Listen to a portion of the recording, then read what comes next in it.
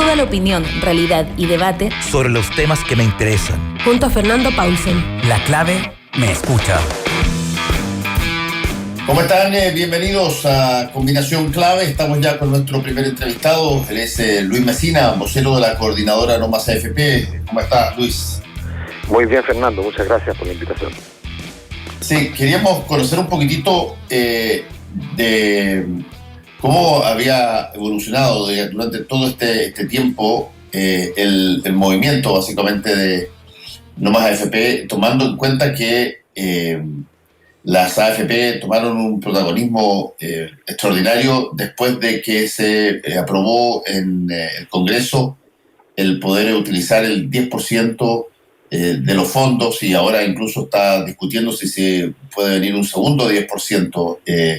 Se habló mucho en ese momento de que incluso podía hasta apreciarse de alguna manera las propias AFP, ya que en tiempos de mucha necesidad se facilitaba o podía facilitarse la llegada de recursos propios de las personas que estaban guardados en justamente sus cuentas particulares. ¿Cómo vieron ustedes todo ese proceso, Luis?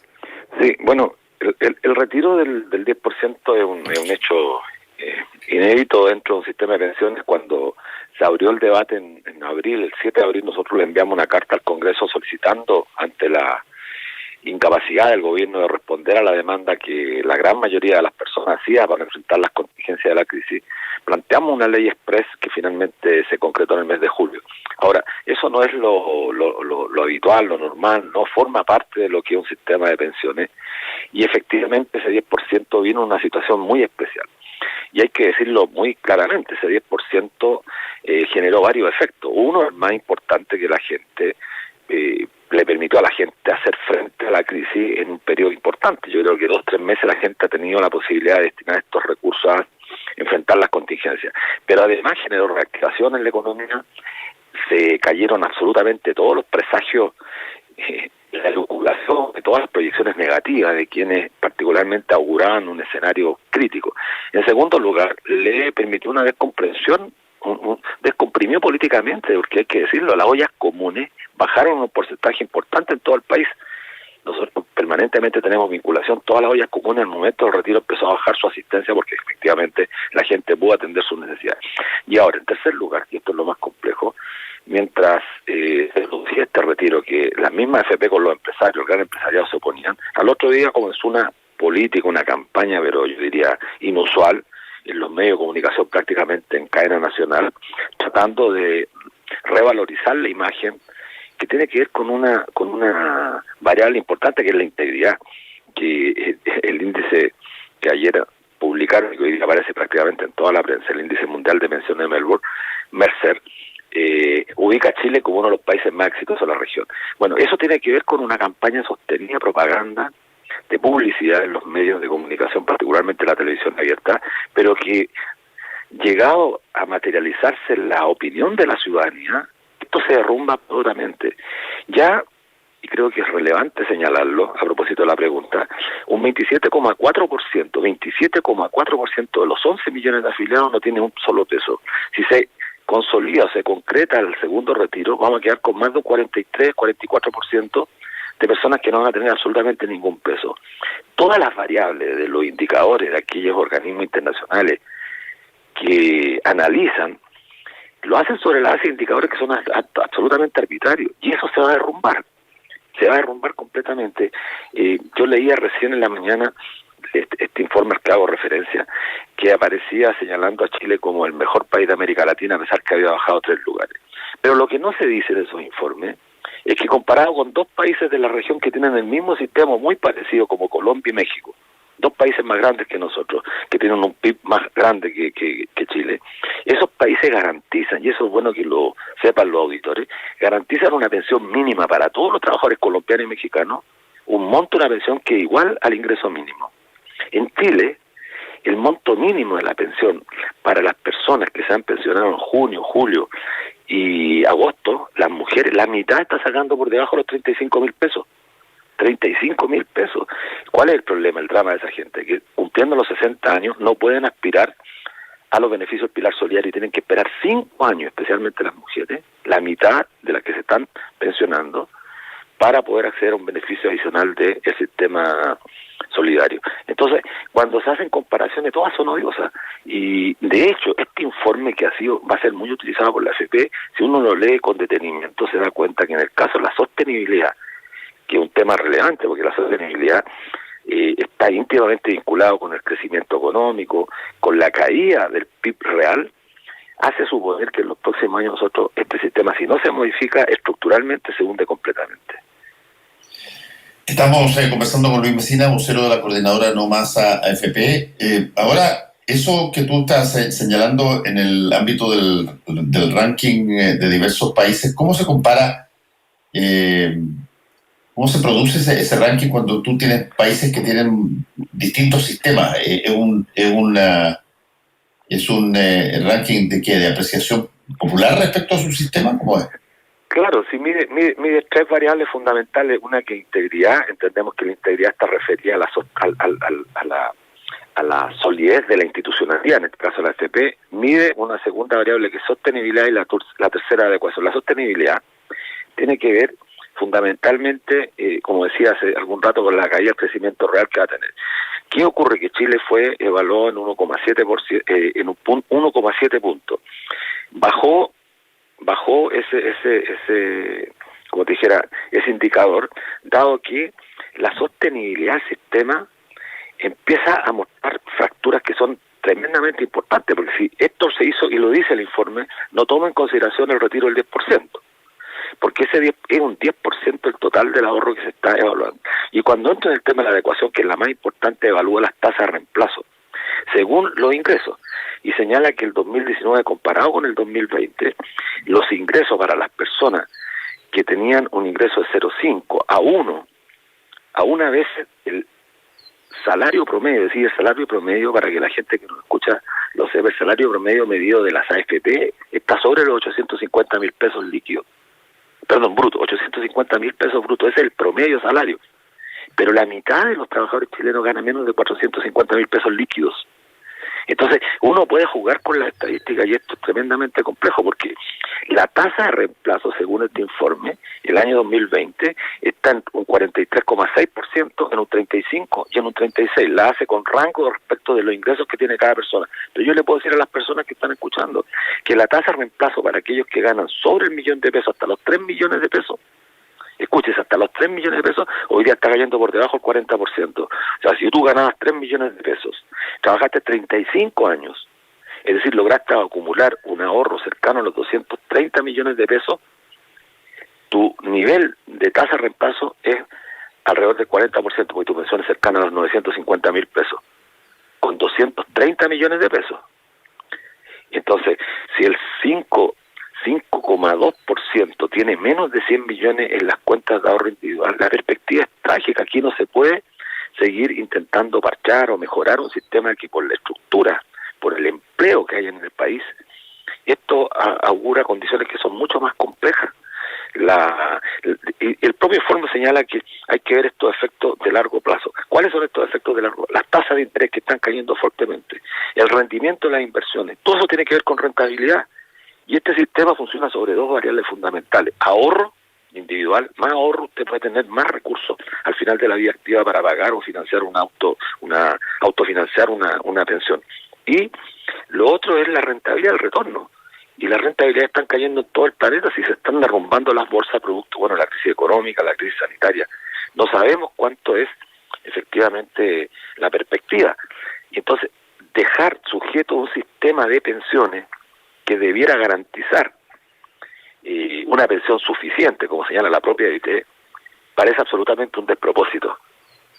Sí, estamos conversando con Luis Mesina, vocero de la coordinadora No Más AFP. Ahora, hay un punto ahí, Luis, que es bien interesante. Cada vez que este tema sale, inevitablemente se adosa como párrafo aparte el que están pendientes todavía en el Congreso una serie de reformas al sistema de pensiones. Incluso el presidente de la República dijo muy claramente que en una frase bien importante, que ya era hora de escuchar lo que los ciudadanos estaban pidiendo y que por lo tanto se venía encima esta reforma a pensiones.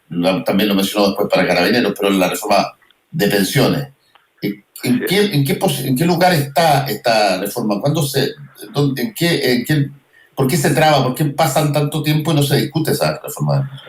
Bueno, se está discutiendo, no es que no se esté discutiendo, se está discutiendo el problema que se está discutiendo entre una comisión técnica del gobierno y una comisión técnica que dirigen los senadores Letelier y la senadora Carolina Goich. Es una comisión técnica dirigida por el ex equipo de Rodrigo Valdés, que apoya al senador Letelier y al senador Goich. Y todos podrán dar fe de que el ex ministro Rodrigo Valdés ha sido un defensor importante de la capitalización individual. Y la contraparte del gobierno. ¿Y qué están planteando? Modificar, y la discusión está enredada porque el 6% mayor de contribución, lo que plantea la oposición, en este caso Letelier con Goich, es que vaya íntegramente a una cosa rara, una parte a seguro, una parte a solidaridad y una parte a reparto, una cosa bien compleja, bastante alambicada la propuesta. Y el gobierno señala que 3 puntos a capitalización individual y 3 puntos a solidaridad, y la UDI, los sectores más, señalan que un 6% íntegro a capitalización. Ahí están enredados. El problema es que la pregunta es muy pertinente, porque el informe que hace poco señaló en una entrevista que hizo Daniel Matamala, la jefa de la dirección de la Universidad de Columbia, que fue la encargada de un informe en el año pasado de la OIT que señalaba y mostraba los países que desprivatizaron la seguridad social. Si de eso no se habla acá. 30 países en la década del 90, impulsados por recomendaciones del Banco Mundial particularmente, llevaron a cabo, entre ellos Argentina, Perú, todos los países de la región, llevaron adelante los procesos de privatización. Y los llevaron adelante tomando en consideración el modelo chileno, porque en ese entonces llevaba recién un poquito menos de 10 años. Bueno, al cabo de 15 a 20 años, de los 30 países, 18 comenzaron el proceso de desprivatización, entre ellos Polonia, Hungría, Rumania, la Federación Rusa, Argentina. Y lo llevaron adelante por factores que son fundamentales. Daniel Matamala, insisto, la gente está en la red, esta entrevista de la semana antes pasada, y señala claramente, los procesos de privatización de la seguridad social significaron, primero que nada, alto aumento de la concentración económica en pocas manos, aumento de la concentración de la riqueza, aumento del gasto público de manera sideral, y en cuarto lugar, lo más increíble, bajas pensiones.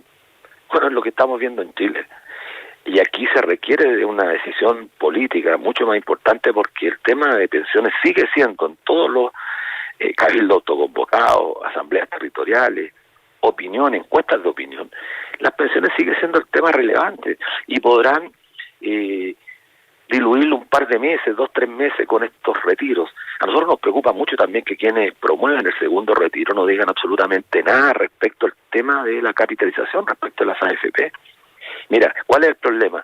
Y nosotros enviamos una carta que le hicimos pública hace un mes atrás, firmada por más de 250 organizaciones sindicales, todas, la CUT, la Unión Portuaria, los bancarios, la gente de la salud, todos, 250 y tantas organizaciones sindicales, a Letelier, a todos los senadores de oposición, a todos.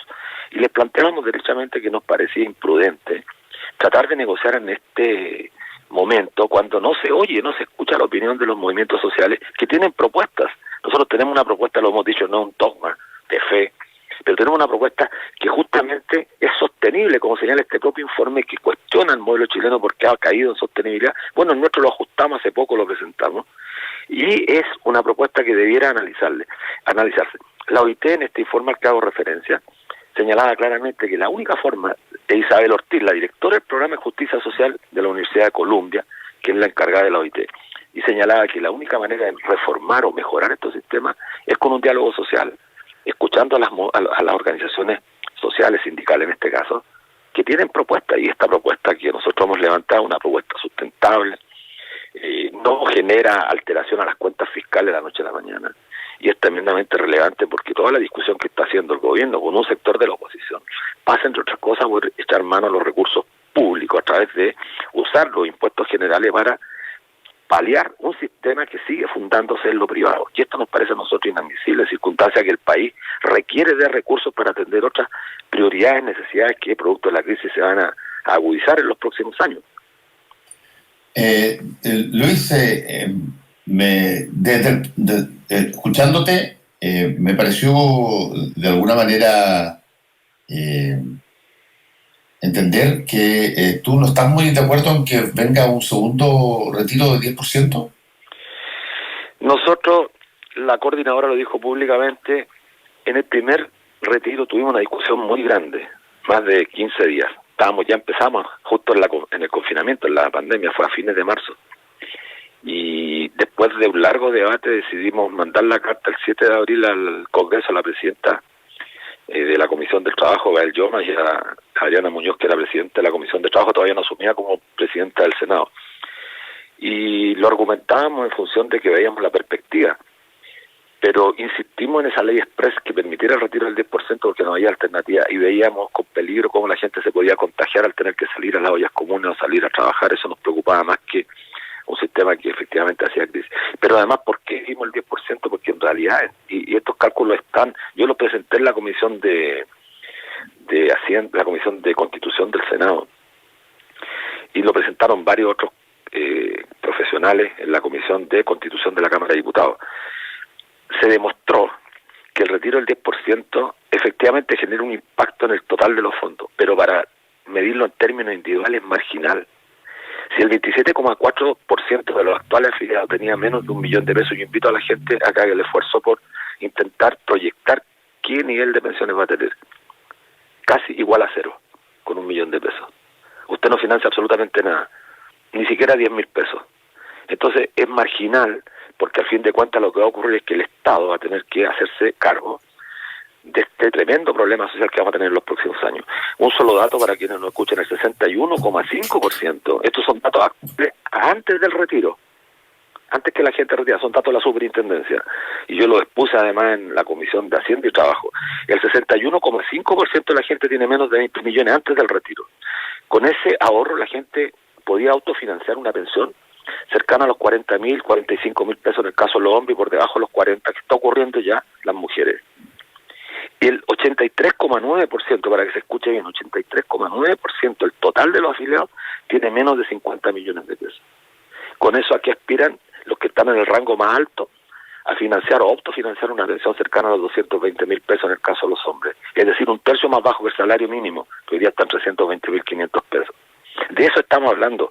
Entonces, cuando uno discute con especialistas internacionales, a mí me ha tocado mucho en este último periodo, no logran comprender que la pensión que están sacando las mujeres hoy día sea un décimo del ingreso mínimo, 35.000 pesos. Eso no lo entienden ninguno, no te crean. Entonces, ¿qué hay que hacer? Poner las láminas de la superintendencia y decirles, mire, 6.500 mujeres, la mitad sacó menos de 35.000 pesos en el mes de junio, un poquito más de número de pensionadas que se lo hicieron en el mes de julio, sacó lo mismo. Es decir, estamos en una discusión entre 32.400 a 35.000 pesos. Esa es la discusión. Entonces, si la gente podía sacar ese ahorro que era bastante marginal y que es además reflejo del mercado laboral chileno, bajo salario, baja densidad, la densidad tiene que ver con los años que la persona efectivamente cotiza al sistema. Y como hay poco empleo y la perspectiva es que no va a haber mejor empleo en los próximos años, por lo menos, parece razonable y serio sentarse a la mesa para discutir cuál es la mejor propuesta que responda al mercado laboral chileno, y no imaginarnos en la cabeza de estos economistas, un sector de los economistas, de los tecnócratas, que creen que este modelo se idealiza en la pizarra o en los computadores y se implanta un país cuyo salario promedio de la mitad está por debajo de los 450.000 pesos, y las perspectivas son del aumento del desempleo brutal. Según datos reales, el desempleo está bordeando el 30%. O sea, cifras similares a las que vivimos en el año 82, 83, la mayor crisis que tengamos recuerdo. Ahora, Luis, ¿qué pasó cuando hubo un momento, y tú lo recordarás muy bien, donde el ministro de turno, que ya no me recuerdo quién fue, reconoció que había recibido el informe que le habían mandado a ustedes para una alternativa con apoyos tripartitos y todo lo demás, y que estaba estudiándolo, y fue noticia todo eso. ¿Y qué siguió? Mira, el primer ministro que dijo esto fue Rodrigo Valdés, después del 31 de agosto del año 2016. Recuerdo esta fecha porque son relevantes para quienes nos escuchan, para que no digan después que el movimiento social no tiene propuesta. 31 de agosto del año 2016 tuvimos una reunión que fue cubierta con mucha, valga la redundancia, cobertura periodística de prensa, con la presidenta Bachelet, no sé si tú te acordarás, Fernando, Sí. el movimiento. Era la reunión en 15-20 minutos, duró 2 horas 40 la reunión, con la presidenta de la República, el ministro Fernández, en ese entonces ministro del Interior. Y ahí ella se comprometió a abordar el tema. Bueno, derivaron en que Rodrigo Valdés tomó la propuesta con la ministra Kraus, que había reemplazado a la ministra Rincón justamente por una controversia con el ministro Valdés. Y tuvimos una reunión bastante intensa y extensa con Rodrigo Valdés y su equipo, y hicimos ver la propuesta. Nosotros teníamos como asesor el equipo de Fundación Sol, Marcos Kremerman, estuvimos discutiendo, me recuerdo muy bien en esa reunión, y entregamos la propuesta e dijeron sí que les parecía interesante en todo aspecto, dijo, porque también creo que hay que ser fidedigno con la verdad. No la consideró completamente buena, pero dijo dos cosas que después replicó el Mercurio. Dijo, me parece interesante la propuesta porque no destruye las cuentas fiscales, no genera un impacto fiscal grande, es gradual. Ese fue el primer elemento. Y el segundo, dijo, y valoro también que esta propuesta reconozca que es necesario aumentar la contribución, independiente de que la financia. Entonces, bueno, esos dos elementos, pero nunca más tuvimos respuesta, nunca más. Y con el gobierno actual, hay que también decirlo, siendo subsecretaria, no era ministra aún la ministra Saldívar, ella, a petición de Patricio Melero, en la comisión de trabajo, que fue muy intensa, estuvimos discutiendo muy fuerte nosotros con ellos, interpeló a la ministra que evaluara nuestra propuesta, porque nosotros permanentemente estábamos requiriendo que la sometieran a evaluación de la Dirección de Presupuesto. Y nos llamaron, y tuvimos una reunión, también recuerdo 3 reuniones, y en una de ellas, en las 2 primeras, quedaron sin argumentos. Estoy tratando de ser lo más fiel con la realidad. Y en la tercera, ella nos señala lo siguiente, y esto es importante para los auditores, porque esta no es una discusión dogmática, esta es una discusión que tenemos que tratar de hacerla en función de la realidad. ¿Qué nos dice la ministra? Mire, lo más probable es que en los próximos años, esta es la tesis del gobierno, ojo, y la tesis de Juan Pablo Letelier y de todo el equipo, del equipo Rodrigo Valdés. En los próximos meses de este año no van a haber personas que no hayan cotizado a lo menos un mes, es decir, se acaba el pilar no contributivo. Para quienes no escuchan, el pilar no contributivo es aquel pilar que considera el pilar solidario de las personas que nunca han cotizado. El pilar nuestro es el contributivo de los que estamos trabajando. Y nosotros quedamos sorprendidos, y dije, pero ¿cómo si la tendencia es que el empleo informal aumente? Y de hecho los datos lo dicen. ¿Cómo entonces es posible pensar que va a aumentar la contribución, es decir, el pilar contributivo, y el no contributivo va a desaparecer? Pero en función de eso nos dijeron en el año 75, estamos al año 20 para que la gente que nos escucha sepa, es decir, en 55 años más, su propuesta, la nuestra, va a tener problemas de flujo de ingresos. Y yo pregunté, me recuerdo, le dije, pero a nosotros nos piden que respondamos a 55 años y el gobierno es incapaz de respondernos en un mes, 2 meses, las pensiones. Bueno, la ajustamos sobre 3 proyecciones de rendimientos que la propia superintendente había aconsejado al ministro del Trabajo. Ya después, siendo ministra, hicimos la presentación, nunca más habló del tema. Nunca más nos han hablado del tema, porque nosotros la ajustamos sobre la base de las proyecciones y llegamos a la extraordinaria conclusión de que ajustándola sobre las proyecciones de ellos, crecían nuestro ahorro de aquí a final de siglo. Y la gente puede acceder a nuestra página para verla, porque en el peor de los casos de rendimiento de los fondos de pensiones, que es un tema que el informe, el actual, es que hoy día sale en la tercera y sale en varios medios, señala como gravísimo. Si uno los lee entre líneas, aunque la prensa tiende a morigerar un poco esto, son gravísimos. La baja en los 3 lugares chilenos por las perspectivas de la crisis económica. Y finalmente no se nos escuchó. Entonces ese ha sido el corolario de todo el proceso largo que ha vivido este movimiento. Nosotros, la gente no debe olvidar que el domingo 24 de julio del año 2016, es decir, hace más de 4 años, salieron millones a las calles a demandar mejores pensiones.